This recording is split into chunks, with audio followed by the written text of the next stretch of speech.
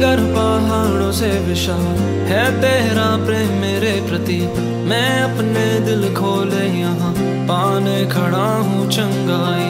सच्चाई जानकर खुश हूँ, हर रोज मैं हाथ उठाता हूँ और गाऊँ मैं सदा तेरे प्यार के गीत।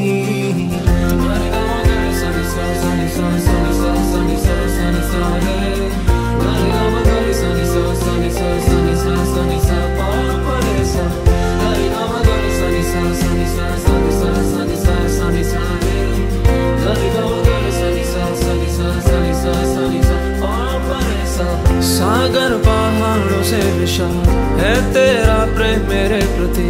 मैं अपने दिल खोले यहाँ पाने खड़ा हूँ चंगाई। सच्चाई जानकर खुश हूँ, हर रोज मैं हाथ उठाता हूँ और गाऊँ मैं सदा तेरे प्यार के गीत। तेरे प्यार के गीत मैं गाऊँ, तेरे प्यार के गीत मैं गाऊँ।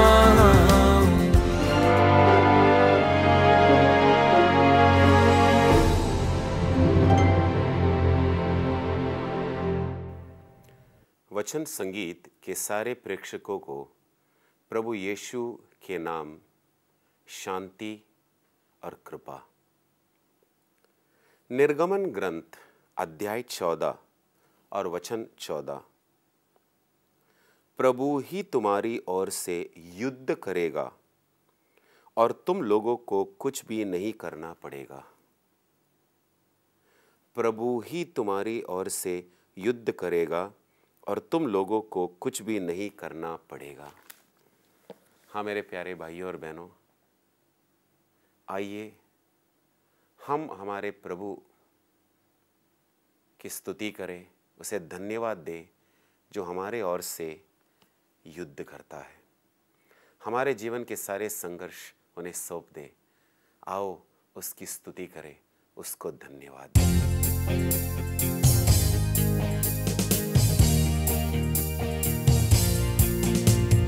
यीशु ने हमें छुड़ाया है पापों की जाल से।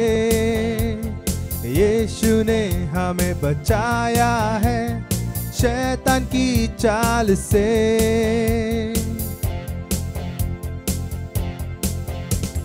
यीशु ने हमें छुड़ाया है पापों की चाल से।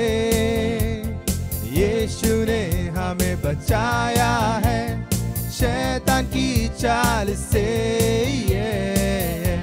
तो गाओ हालेलुया, तो गाओ हालेलुया, तो गाओ हालेलुया, तो गाओ हालेलुया, तो गाओ हालेलुया, तो गाओ हालेलुया, तो गाओ हालेलुया, तो गाओ हालेलुया। अब हम ना डरेंगे, यीशु जो साथ है। शैतान से हम लड़ेंगे यीशु के नाम से। अब हम ना डरेंगे, यीशु जो साथ है। शैतान से हम लड़ेंगे यीशु के नाम से। तो गाओ हालेलुया, तो गाओ हालेलुया, तो गाओ हालेलुया, तो गाओ हालेलुया, तो गाओ हालेलुया, तो गाओ हालेलुया, तो गाओ हालेलुया, तो गाओ हालेलुया। शालोम शांति और सलाम हम लाए हैं आपके नाम। शालोम शांति और सलाम, ये है यीशु का पैगाम। शालोम शांति और सलाम हम लाए हैं आपके नाम। शांति और सलाम, ये है यीशु का पैगाम। तो गाओ हालेलुया, तो गाओ हालेलुया, तो गाओ हालेलुया, तो गाओ हालेलुया, तो गाओ हालेलुया, तो गाओ हालेलुया, तो गाओ हालेलुया, तो गाओ हालेलुया, तो गाओ हालेलुया, तो गाओ हालेलुया, तो गाओ हालेलुया, तो गाओ हालेलुया।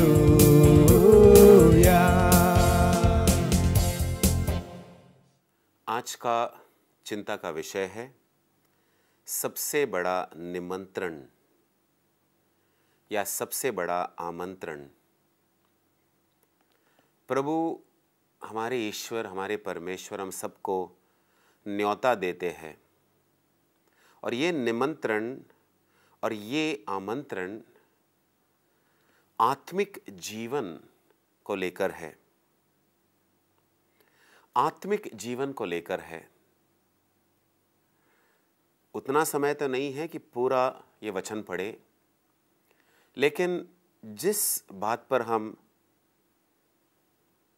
मनन चिंतन करने वाले हैं वो ईसाया नबी का ग्रंथ अध्याय 55 और पहले वचन से आगे, पहले वचन से आगे। जैसे मैंने कहा कि हर एक वचन नहीं पढ़कर सुनाऊंगा, लेकिन कुछ बात है जो हमें गौर करना है।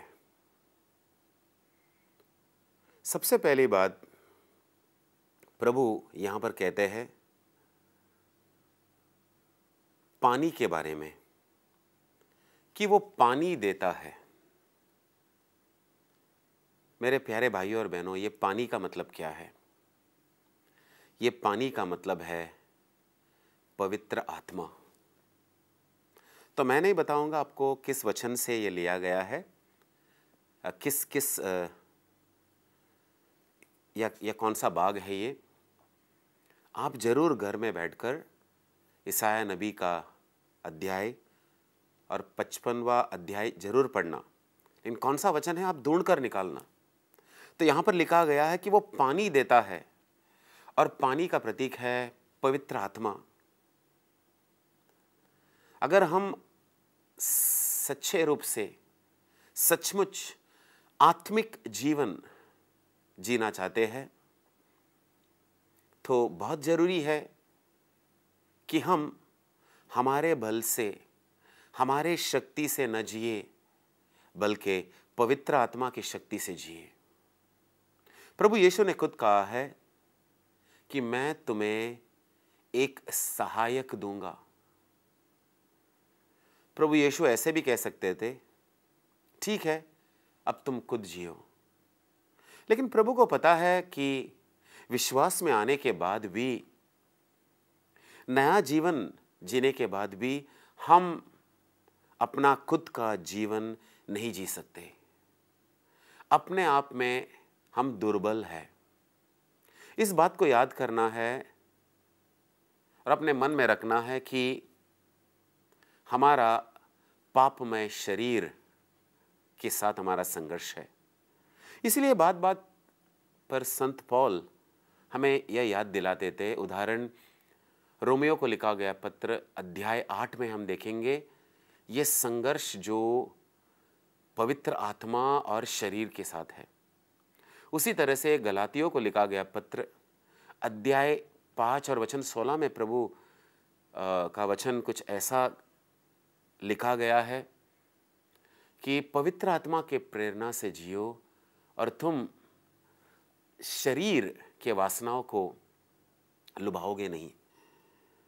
तो मेरे प्यारे भाइयों और बहनों, जब यहां पर लिखा गया कि मुफ्त से पानी मिलेगा, इसका मतलब यह है कि पवित्र आत्मा अगर हमें आत्मिक जीवन जीना है तो पवित्र आत्मा की जरूरत है।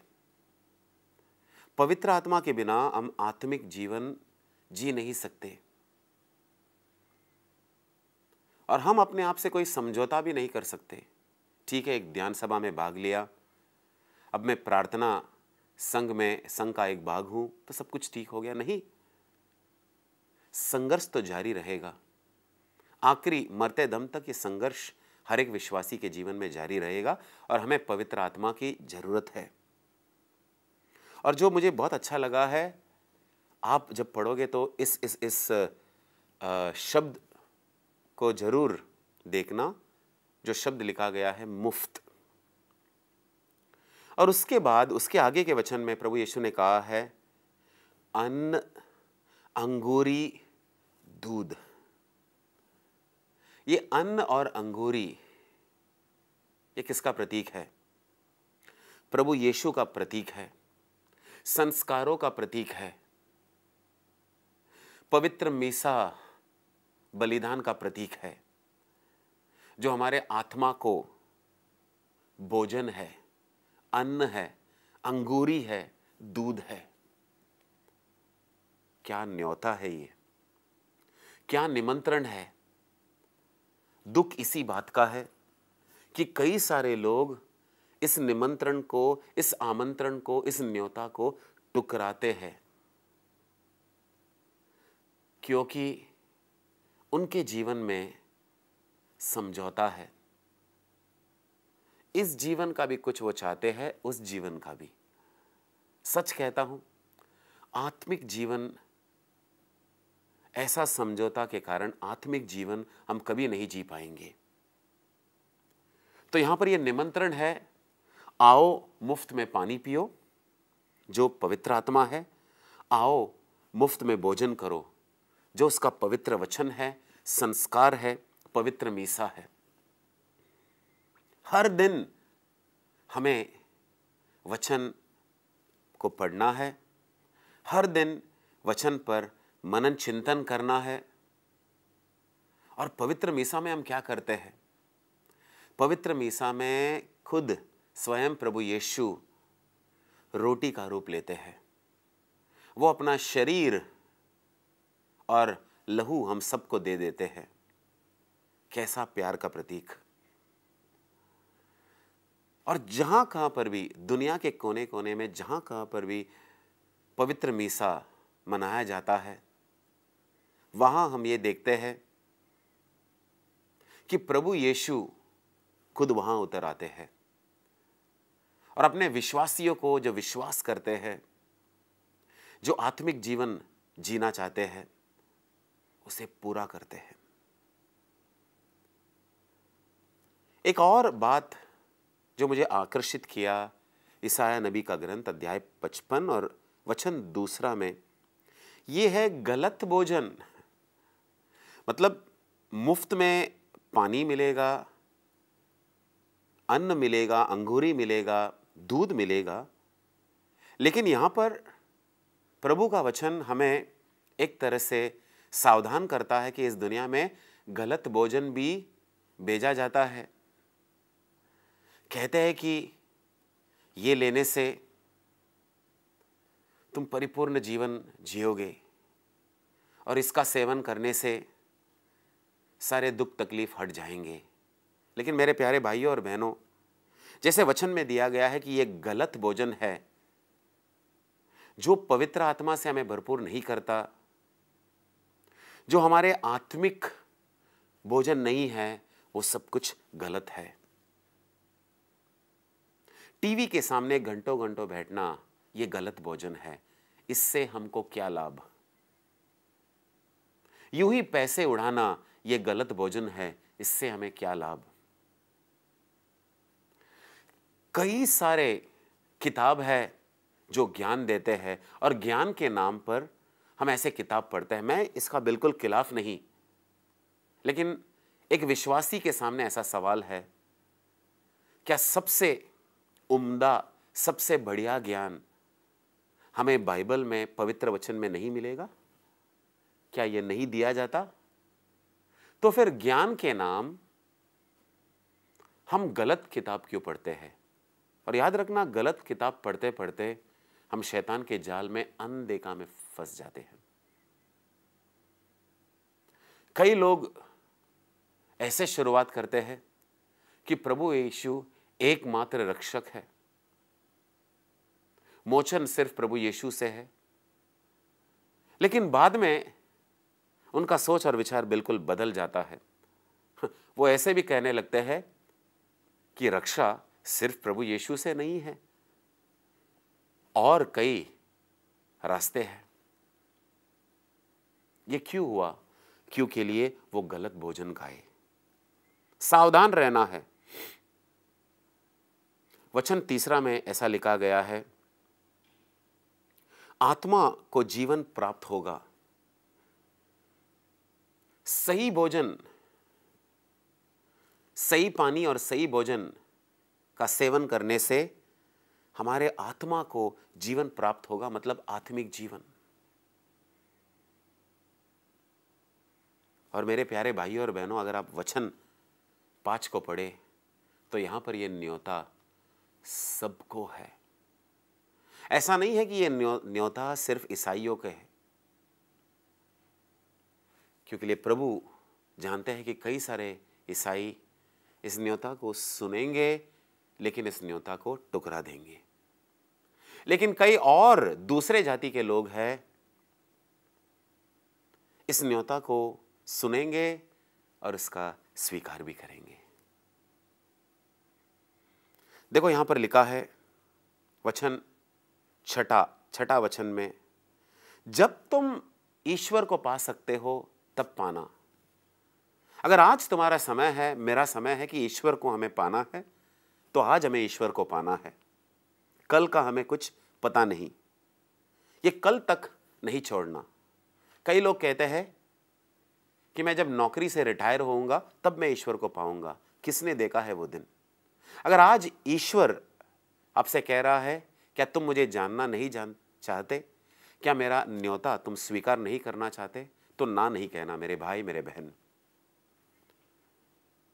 और वचन में यहां पर दिया गया है कि पापी अपना मार्ग छोड़ दे और दुष्ट अपने बुरे विचार त्याग दे।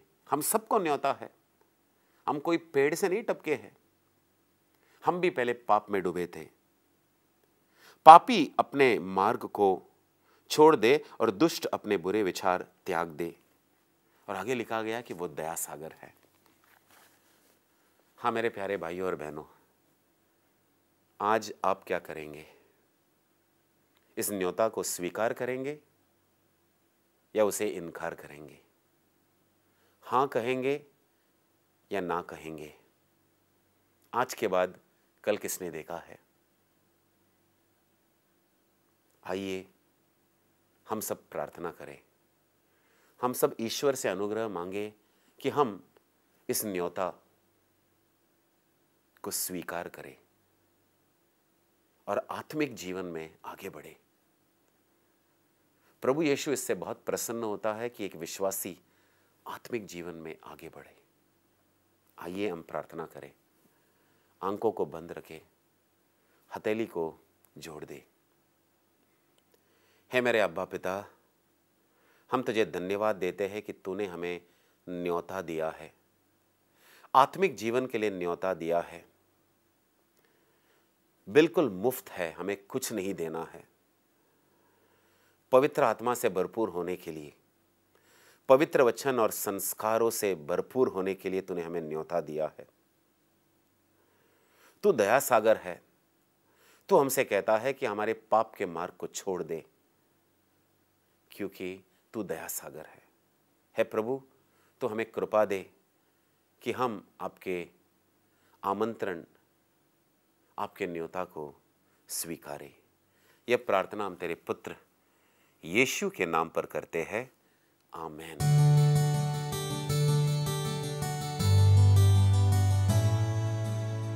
प्यार तो अंधा है, वो देख नहीं सकता।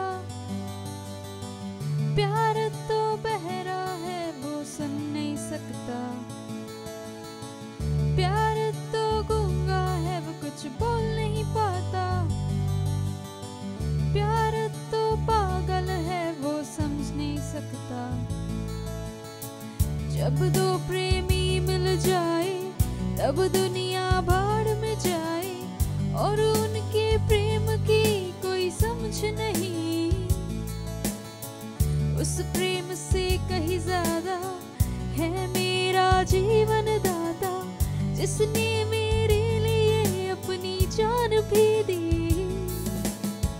तेरे लिए जीऊंगा, तेरे लिए मरूंगा, चाहे दुनिया कुछ भी कहे दगा नहीं करूंगा।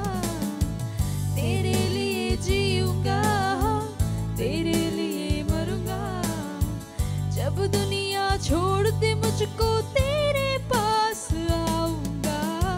प्यार तो अंधा है वो देख नहीं सकता, प्यार तो बहरा है वो सुन नहीं सकता, प्यार तो गूंगा है वो कुछ बोल नहीं पाता, प्यार तो पागल है वो समझ नहीं सकता।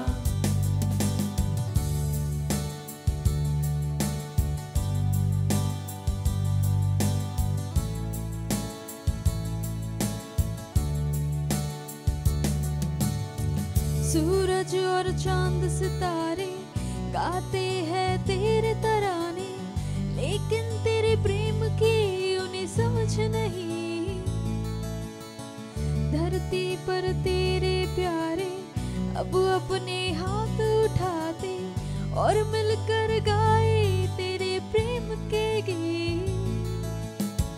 तेरे लिए जीऊंगा, तेरे लिए मरूंगा, चाहे दुनिया कुछ भी कहे दगा नहीं करूंगा। तेरे लिए जीऊंगा, तेरे लिए मरूंगा, जब दुनिया छोड़ दे मुझको तो तेरे पास आऊंगा। प्यार तो अंधा है वो देख नहीं सकता, प्यार तो बहरा है वो सुन नहीं सकता, प्यार तो गूंगा है वो कुछ बोल नहीं पाता, प्यार तो पागल है वो समझ नहीं सकता। प्यार तो अंधा है वो देख नहीं सकता, प्यार तो बहरा है वो सुन नहीं सकता, प्यार तो गूंगा है वो कुछ बोल नहीं पाता, प्यार तो पागल है वो